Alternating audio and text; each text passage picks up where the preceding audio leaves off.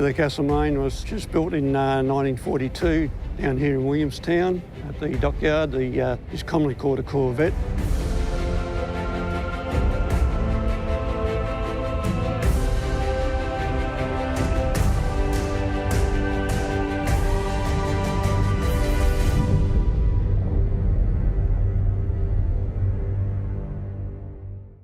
Today, on December the 6th, 1940, when a new world war came knocking for our common home, Australia, our Navy received a new warship. She was built here at one of Sydney's shipyards and was named after the small town of Bathurst that lies in the southeast of our continent. She is the first in a series of versatile ships, capable of ensuring the effective protection of shipping near Australian shores. They were mainly built as a minesweeper for sweeping mines and that. There wasn't too many mines laid around Australia, so she was usually for convoy work. The Bathurst-class anti-submarine and anti-mine corvettes were built as part of the largest shipbuilding program of the Australian Navy. Their construction was carried out by all the major shipyards of the continent. But they're a workhorse. They're the small ship of the Navy, and because Australia was a small population at that stage, only 4 odd million people, we didn't have big factories and workshops or big dockyards, so we were able to build a lot of small ships rather than a dozen big ones. But they built some bigger class ships, but not a lot. Specifications of HMAS Castlemaine. Length more than 56 metres. Beam almost 10 metres. Draft about 2.5 metres. Total displacement 1,050 tonnes. Main propulsion plant. 2 Admiralty-type boilers. 2 triple expansion steam engines. Power 2,000 horsepower. Maximum speed about 15 knots. The water we use in the boilers it has got to have no salt whatsoever in it. We make our own water in the engine room with a distilling plant. So we used to work in parts per million as salt content. You can't have salt under pressure in a boiler because you get rapid corrosion. Armament. 1 4-inch 102mm gun. Anti-aircraft artillery. 3 20mm Oerlikon anti-aircraft cannons that were later replaced with 40mm Bofors guns. Very often what armaments these ships had depended on where they were working, particularly in the Mediterranean. There were quite a few arms dumps where Italian arms in the main had been captured, and they were able to scrounge various armaments out of those and add them to the official list of armaments. So they had some ability to defend themselves. Anti-submarine armament. 20 to 30 depth charges, 4 bomb release slips, 2 mortars. The explosive that's in the canisters that you see on the mounting behind me is for trying to sink or disable a submarine that might be in your vicinity, either underneath your ship or nearby. And when you throw these out, when they sink down to a certain depth, they're programmed to explode. And hopefully they do some damage to a submarine. Range 2,600 miles at a speed of 10 knots.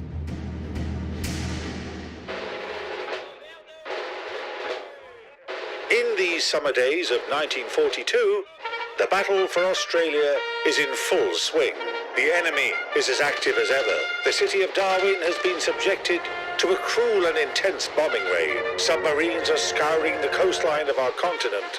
Our country is defending its sea routes. On June the 8th, 1942, a system of convoys was introduced for the Pacific shore of Australia, and corvettes are its key element. These ships are certainly not heavily armed, and you wouldn't really think of them very much as attacking ships. They carried troops to land them at various places. They picked up survivors who had to be evacuated. They convoy escort. In other words, we were looking for enemy submarines, and could deal with them using depth charges.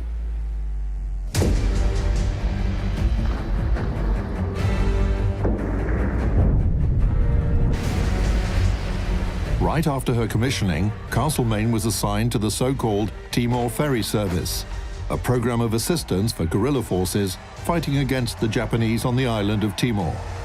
But the enemies that Australians had to fight in these convoys were not limited to submarines and aircraft. Everyday life on the ship was far from being easy. You also spend quite a bit of time at sea. These are very uncomfortable ships. They're very shallow, so they bounce around a lot if you get a bit of a seaway going. So you don't get a good sleep. It's tiring. If it's 40 degrees outside, that's 40 degrees or hotter inside, because this is a steel ship. So the temperature is relative to what's outside plus the heat on the deck.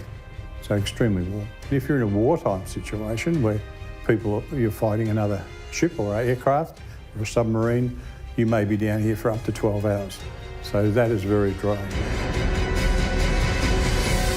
The machines and mechanisms of the ship worked around the clock while she was at sea. All of the internal service compartments were filled with loud noise. It was almost impossible to talk to one another down there, and communication with the bridge was also very difficult.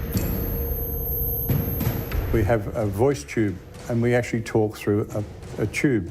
So think of talking through a rubber hose. It's not very clear, and it's very hard to get attention when a lot of noise is going on in both places. We've actually got to shout at each other, and we use hand signals in a lot of cases because you can't necessarily make sense of someone yelling at you, so you actually then use hand signals. If you are working on a boiler, they do hand signals, this is saying put on an extra sprayer or take a sprayer off, which means these things on the front of the boiler. That means more oil goes in or less oil goes into the boiler, so the ship can then go slower or faster as required. The noise might have been tiring, but its absence was an alarming signal. Any crew member knew that sudden silence was a sign of imminent trouble.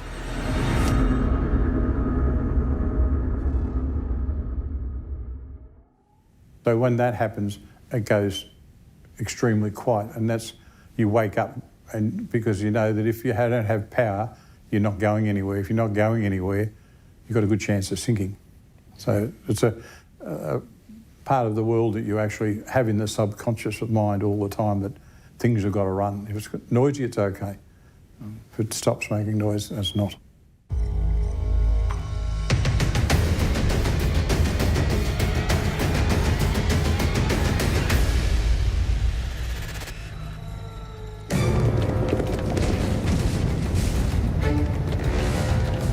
Machines working 24 hours a day broke down often and required maintenance and repair, but the ship was subjected to strong rolling and pitching at sea. Damaged parts were still hot from working, and spare parts were very heavy.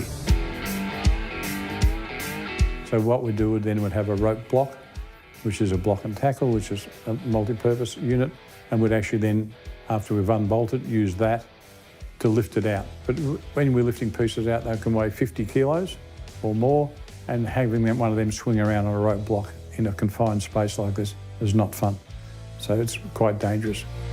Repairs often needed to be carried out while the ship was underway, but everyone from almost 100 crew members on each corvette similar to Castlemaine had several specializations. This versatility was very useful. Those who serviced artillery were always capable of helping their shipmates repair engines, for example, which often turned out to be quite a dangerous enterprise. The bearings on the engines are not water-cooled, so they run very, very warm. And the only way we can actually find out how hot they are is to actually put our hand inside the engine while it's running. So it's a bit nerve-wracking. To do it while we're stationary like this is bad enough. But when we go to sea, this ship would be rolling 15 to 20 degrees either side of upright, plus it's pitching from front to back. So it's quite a moving environment. So to put your hand into a machine like that and make sure you're hanging on and not put your hand where it shouldn't be, and lose some fingers is very difficult. But everyone seems to survive. Here we are in the steering compartment and that, and like virtually everything else on the ship, it's driven by steam. If you lost steam to the power steering, then it was very, very heavy work in that. You're trying to turn 820 tonnes of ship with the pressure of water on the rudder. You would need 4 people and they'd be working very, very hard at it. The orders would come down the voice pipe. People who steered ships didn't necessarily need to see where they were going. They went where Sir told them. To avoid any unwanted battles, corvettes could set up a smoke screen and escape from a pursuing cruiser or other capital ship under its cover. It's just a matter of incorrect combustion. You know, you just wind the oxygen, like fuel, heat and oxygen. For correct combustion, well, you just wind a fan in and obviously you haven't got enough oxygen, so you're making black smoke. The harsh conditions of wartime service were supplemented by everyday hardships. One of the big problems with a ship is that we use a lot of water and we don't carry a great deal of water on board the ship. So the ship has got to make its own water. But on this ship, you had saltwater showers. So you also washed your teeth in the salt water as well. And you washed your clothes in it. So everything had a slight salty feel to it. It's another hardship, if you like, that people don't imagine that people have got to go through and do it for long periods of time. The crew of the corvettes, similar to Castlemaine, consisted of 85 men, including sailors and officers. The conditions of service on board were harsh, but difficult challenges brought people closer. Crewmen maintained friendly relations.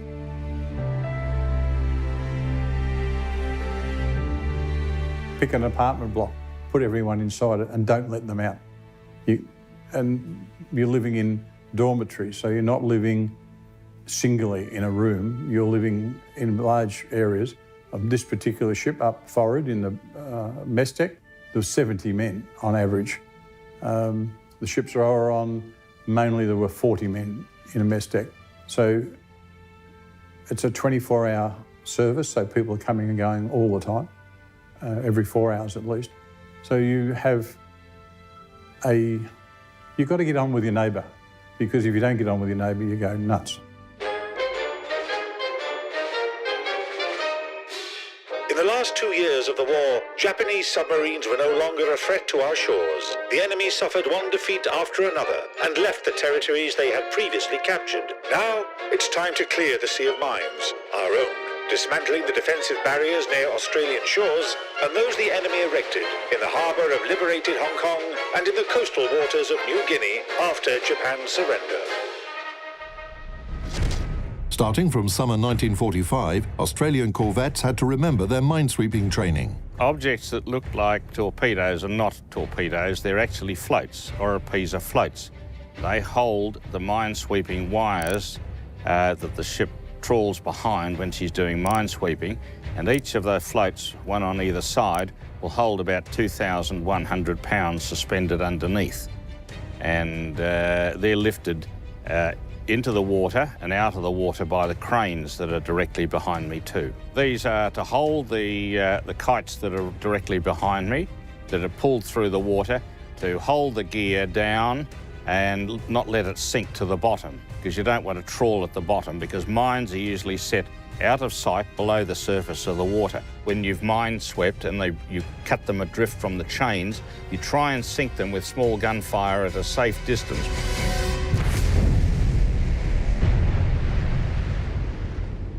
On November the 16th, 1945, after 117,000 miles and 13,000 hours of combat cruises, Castlemaine returned to her hometown of Melbourne. Then she stayed in reserve for 10 years, after which she served as a stationary training ship for naval mechanics. In 1973, a decision was made to convert the ship into a museum and restore her to her 1945 configuration. I think the worst thing that happened to her was in the 90s when we were up at North Wharf. A big ship broke adrift in a storm and swept across the river and smashed into the side of the ship, which took out the after gun up you can see behind me. Bent all the side of the ship and did a lot of damage. So the ship had to go into a dry dock, and all that work had to be repaired. At that time, we didn't know whether we were going to save the ship or not. But it was done, and so here it is today. Well, looking pretty good for a 75-year-old ship.